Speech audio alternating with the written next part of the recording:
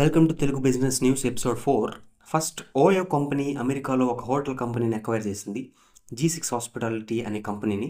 $525 million deal ఇది. అంటే 4,400 crores పెట్టుకునింది. So OYO కూడా హోటల్ బుకింగ్ కంపెనీ కాబట్టి యూఎస్లో వాళ్ళ బిజినెస్ పెంచుకుంటుంది ఓయో.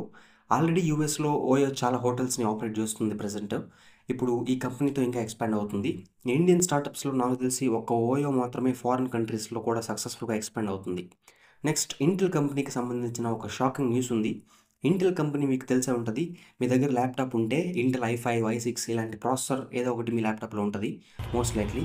ఒకప్పుడు ఇంటెల్ చాలా సక్సెస్ఫుల్ కంపెనీ, బట్ ఇప్పుడు కంపెనీ గ్రోత్ పడిపోయింది. ఓన్లీ ల్యాప్టాప్స్ ఆర్ కంప్యూటర్ ప్రాసెసర్కే లిమిట్ అయిపోయింది. మొబైల్ ఫోన్ ప్రాసెసర్ మార్కెట్లో సక్సెస్ఫుల్ అవ్వలేదు. ఆర్టిఫిషియల్ ఇంటెలిజెన్స్ రిలేటెడ్ చిప్స్ మార్కెట్లో కూడా ఇంటెల్ వెనకబడిపోయింది, పెద్దగా అసలు సక్సెస్ఫుల్ అవ్వలేదు. దీనివల్ల ఇంటెల్ షేర్ ప్రైస్ చాలా పడిపోయింది ఈ ఇయర్. ఇప్పుడు క్వాల్కమ్ వాళ్ళు ఇంటెల్ని కొనేస్తాము అని చెప్పి ఇంటెల్ వాళ్ళని రీచ్ అయ్యారు అని న్యూస్ వచ్చింది.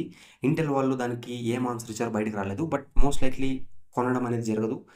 ఎందుకంటే ఇంటెల్ వాళ్ళు గ్రోత్ పడిపోయినా మళ్ళీ తిరిగి రైజ్ అయ్యేదానికి ట్రై చేస్తారు. క్వాల్కమ్ మొబైల్ ఫోన్ ప్రాసెసర్ ఇండస్ట్రీలో చాలా సక్సెస్ఫుల్గా ఉంది. మీ మొబైల్లో కూడా మేబీ క్వాల్కమ్ స్నాప్డ్రాగన్ ప్రాసెసర్ ఉండొచ్చు. ఒకప్పుడు ఇంటెల్ కంపెనీ మార్కెట్ లీడర్ లాగా ఉండేది. ఇప్పుడు వేరే కంపెనీ వాళ్ళు వచ్చి దాన్ని కొనేసే సిచ్యువేషన్ వచ్చేసిందంటే చూడండి ఇంటెల్ గ్రోత్ ఎట్లా పడిపోయిందో. బట్ మళ్ళీ ఇంటెల్ రైజ్ అవుతుందో లేదో చూడాలి. వాళ్ళైతే ప్లాన్స్ చేస్తున్నారు తిరిగి మళ్ళీ రైజ్ అయ్యేదానికి. నెక్స్ట్ ఎస్టర్డే iPhone 16 లాంచ్ అయింది. బట్ మనకు అసలు న్యూస్ ఏంటంటే quick commerce companies Big Basket and Blinkit 10 minutesలో గ్రోసరీ డెలివరీ చేసే యాప్స్ ఇవి.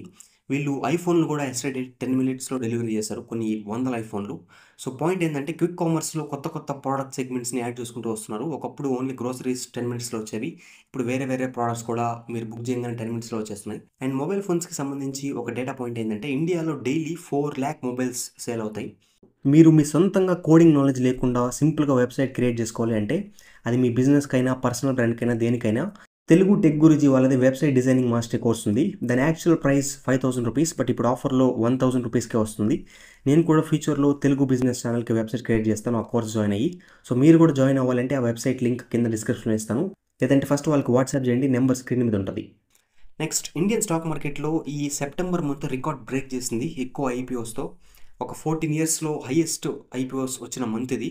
ఇప్పటి వరకు ఈ మంత్లో ఆల్రెడీ 28 కంపెనీస్ లిస్ట్ అయ్యాయి ఇండియన్ స్టాక్ మార్కెట్లో. డే బై డే ఇండియాలో స్టాక్ మార్కెట్లో కంపెనీస్ పెరుగుతున్నాయి.